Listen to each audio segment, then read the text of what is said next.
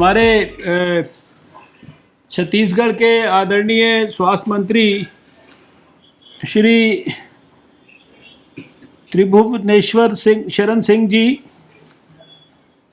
और यहाँ मेरे साथ मेरे सेक्रेटरी हेल्थ राजेश भूषण जी हैं, national centre for disease control के डायरेक्टर डॉक्टर सुजीत सिंह जी हैं, एंड ऐसा ही अंडरस्टैंड आपके साथ वहाँ रेनू पिल्लई जी हैं जो आपके एडिशनल चीफ सेक्रेटरी हैं, और कमिश्नर हेल्थ छत्तीसगढ़ के डॉक्टर प्रसन्ना भी हैं.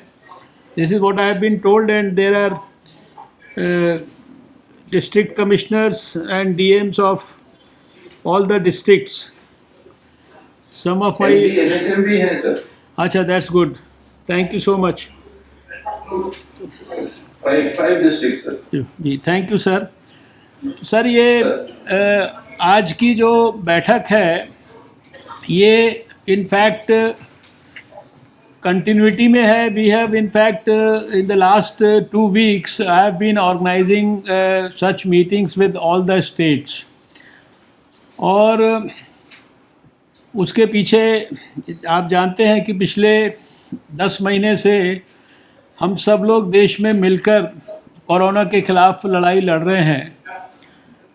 हमारे मंत्रालय में 8 जनवरी को पहली मीटिंग हुई थी एक्सपर्ट्स की, और अभी 8 नवंबर जब आएगा 2 दिन बाद तो ये लगभग 10 महीना हो जाएगा.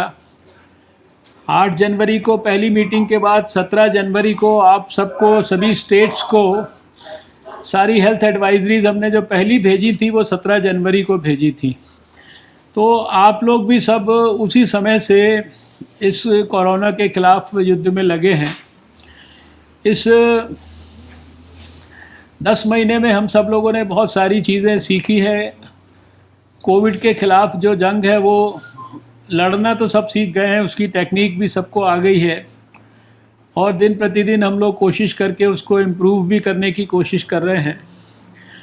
इस लड़ाई में बहुत सारे बीच बीच में माइलस्टोन्स आए हैं. शुरुआती दौर में जो लोग हवाई जहाज़ से आ रहे थे, शिप से आ रहे थे, लैंड बॉर्डर्स से आ रहे थे, उनके कारण बीमारी आ रही थी देश में, उसको सारे देश ने मिलकर स्क्रीनिंग किया, कम्युनिटी सर्वेलेंस किया. उसके बाद फिर एक स्टेज आई जब WHO ने पेंडेमिक डिक्लेयर किया मार्च में. उसके बाद देश में लॉकडाउन की प्रक्रिया शुरू हुई. लॉकडाउन से पहले प्रधानमंत्री जी ने अपना एक जनता कर्फ्यू के नाम से इनोवेटिव एक्सपेरिमेंट किया जो बहुत सफल हुआ. और लॉकडाउन के विभिन्न फेजेस के बाद अभी हम लोग अनलॉक की विभिन्न फेजेस की प्रक्रिया में से गुज़र रहे हैं, और हर सब्सिक्वेंट अनलॉक की प्रक्रिया में कुछ और नई, जिसे कहते हैं लिबरल अप्रोच, कुछ नई एक्टिविटीज़ को खोलना, कुछ नए रिलैक्सेशंस जो है सोसाइटी के लिए, ये सारे के सारे किए गए हैं. इस बीच में हम सब ने मिलकर सब प्रकार की परिस्थिति देखी है. वो शुरुआती दौर भी देखा है जब टेस्ट के मामले में कितना ह्यू एंड ट्राई होता था कि इतने बड़े देश में इतने थोड़े से टेस्ट होते हैं, कुछ हज़ार होते हैं. एक लेबॉर्ट्री है, 1 से 2, 4, 10, 20 जब होती थी तो हम लोगों को लगता था अरे 1 से 10 हो गई, लेकिन आज 1 से 2056 लेबॉर्ट्रीज़ हो गई जो वहाँ पे टेस्टिंग हो रही है. कुछ हज़ार टेस्ट के मुकाबले अभी 10 लाख से 15 लाख टेस्ट रोज़ हो रहे हैं. 135 करोड़ लोगों के देश में 12 करोड़ के करीब टेस्ट ऑलरेडी हो गए हैं. और जहाँ PPEs और N95 मास्क और वेंटिलेटर्स की शॉर्टेज होती थी, वहाँ आपको सबको ख्याल है कि आप लोगों को भी सबको पर्याप्त मात्रा में ये सारी चीज़ें इंक्लूडिंग ड्रग्स और जो टेस्टिंग की किट्स, ये सब समय समय पर बराबर हम देते रहे. एक स्टेज ऐसा भी मुझे याद है कि जब कई स्टेट्स ने हमें कहना शुरू किया कि अभी हमारे पास N95 मास्क या PPE किट को रखने की जगह नहीं है और वी डोंट वांट, ये भी स्टेज आई इसके अंदर जो है. तो ये सारी हमने यात्रा को सबने मिलकर जो है जिसे कहते हैं इस कोविड से जूझा है। समय समय पर इतनी सारी गाइडलाइंस भारत सरकार ने बनाकर हर विषय पर सब स्टेट्स को शेयर किए हैं, और हमें बड़ी खुशी है इस बात की कि सभी स्टेट्स ने, और आपके साथ भी लगातार हमारा संपर्क बना रहा है। आपने भी बहुत शालीनता के साथ सारे काम को किया है, और अपना हमारा exchange of information, experience, thoughts, ये सब लगातार 10 महीने में होता रहा है। अभी आज ये मीटिंग्स जो हम लोग कर रहे हैं, इनका जो विशेष रूप से जो फोकस है 2 बातों पर है, क्योंकि पिछले समय में प्रधानमंत्री जी ने भी एक राष्ट्र के नाम संदेश दिया। तब शायद सबको अनुमान था कि पता नहीं क्या वो नई बात उस समय बताएंगे, लेकिन इस समय ये कोविड एप्रोप्रिएट बिहेवियर ही लोगों को फॉलो कराना इतना इम्पॉर्टेंट हो गया था कि उन्होंने इसी को दोबारा से राष्ट्र के नाम संदेश में फोकस किया। इस कोविड एप्रोप्रिएट बिहेवियर को लोगों से फॉलो कराने के लिए जन आंदोलन को विकसित करने के लिए बात किया। तो अभी हम लोग एक नए सिरे से सभी के साथ बातचीत भी कर रहे हैं, इन पॉइंट्स को दोबारा से री एम्फेसाइज भी कर रहे हैं, जबकि बार बार हर तरीके से ये सारी चीज़ें कही गई हैं। सब आप लोग भी प्रयास कर रहे हैं, लेकिन उस सब के बावजूद भी हम सब देख रहे हैं कि बहुत बड़ी संख्या में समाज में लोग जो कोविड एप्रोप्रिएट बिहेवियर है उसको अपनाने में थोड़ा लापरवाही कर रहे हैं, जिसके कारण विशेषकर शहरों में या पेरी अर्बन एरियाज़ में या थोड़ा बहुत रूरल में, लेकिन रूरल में सौभाग्य से नहीं है इतना, हमारे केसेस जो है वो बढ़ भी रहे हैं। और आपने अपने स्टेट में भी देखा होगा कि शुरुआती दौर में बहुत अच्छा होता था, लेकिन अभी बहुत सारी चीज़ों के अंदर केसेस वगैरह जो है वो, मैं अभी आपका भी डाटा जब स्टडी कर रहा था तो बहुत सारी चीज़ों में बहुत सारी प्रॉब्लम्स भी आ रही हैं। मैंने देखा कि जो आपके यहाँ रिकवरी रेट अभी 87.1% है, मे बी जो मेरे पास डाटा डैशबोर्ड वगैरह से उपलब्ध हुआ, हमारा देश का अभी रिकवरी रेट आज 92.36% के करीब एवरेज है। लेकिन आपके जो फैटेलिटी रेट है वो अच्छी बात है कि देश के फैटेलिटी रेट से कम है। देश का अगर आज 1.48 है तो आपका 1.19 के करीब इस समय फैटेलिटी रेट है। पॉजिटिविटी रेट ज़रूर आपका जो 10.31% के करीब है हमारे डाटा के हिसाब से।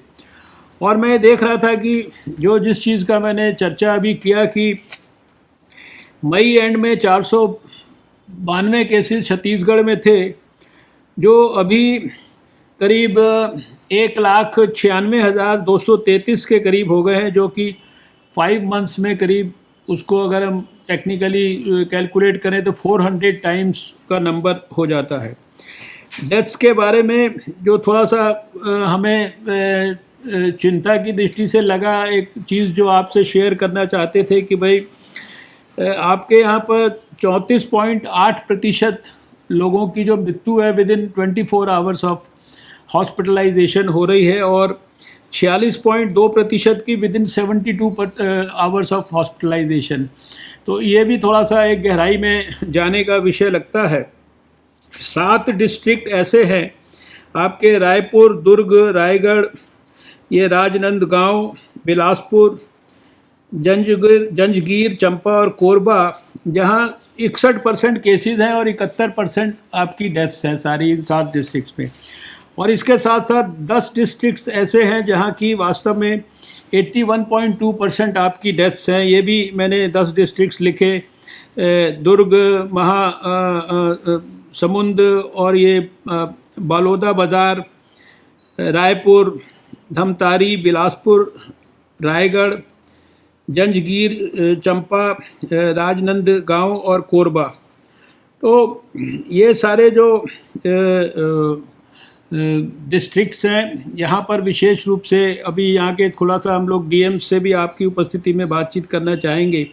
तो थोड़ा आपके यहाँ पर जो मेजर सिटीज़ से और स्मॉलर डिस्ट्रिक्ट्स में बीमारी जो है ये थोड़ा स्प्रेड हो रही है और इस कारण से ये मोर्टेलिटी वगैरह इसको भी थोड़ा सा और ज़्यादा रिड्यूस करने के एंगल से ध्यान देने की आवश्यकता है। तो हमारे जो टीम ने यहाँ पर जो भी आपके डैशबोर्ड से आपके साथ कोऑर्डिनेशन जो लगातार 10 महीने से चल रहा है, उसके संदर्भ में जो अपनी ऑब्जर्वेशंस बनाई है वो आपके साथ शेयर करेंगे।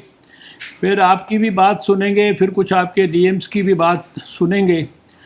और इससे पहले कि मैं एनसीडीसी के अपने डायरेक्टर डॉक्टर सुजीत सिंह को कहूं कि वो प्रेजेंटेशन करें, तो थोड़ा सा ये भी स्मरण करा दें कि आप जानते हैं कि वैक्सीन की खोज की यात्रा भी सफलता की ओर बढ़ रही है और देश को उम्मीद है कि अगला वर्ष शुरू होने के बाद कभी भी पहले 2-3 महीनों के अंदर हमें वैक्सीन उपलब्ध होगी।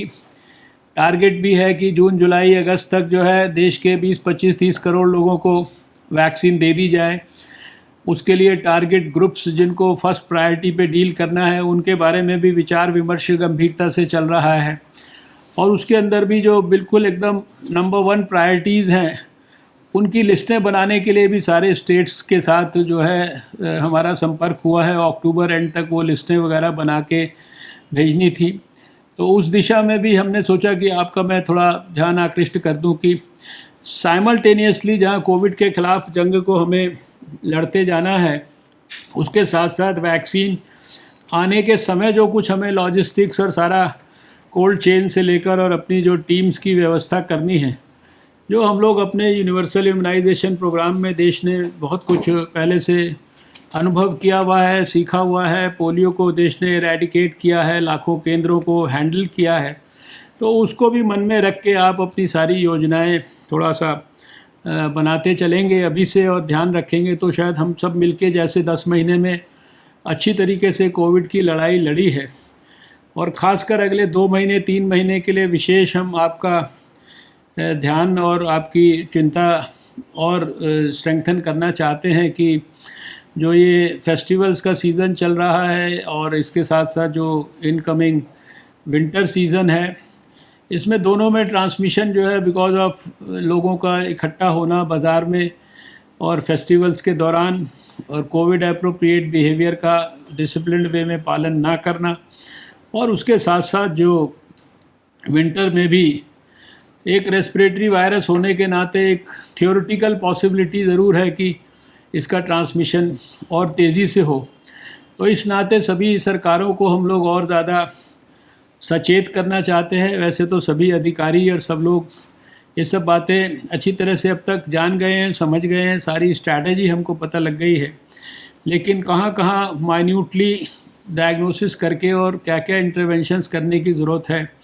This is the right time because एक ब्रॉडली केसेस का डिक्लाइन शुरू हुआ है। जो एक्टिव केसेस 10 लाख होते थे वो अब 5 लाख हो गए हैं। जो 1 लाख रोज़ केसेस आते थे वो अब 50,000 के करीब आ रहे हैं। लेकिन इस सब में से भी जो है हमें पॉजिटिव इंटरवेंशंस के पॉइंट निकाल कर चीज़ों को स्ट्रेंथन करना है, यही हमारी सबसे अपेक्षा है।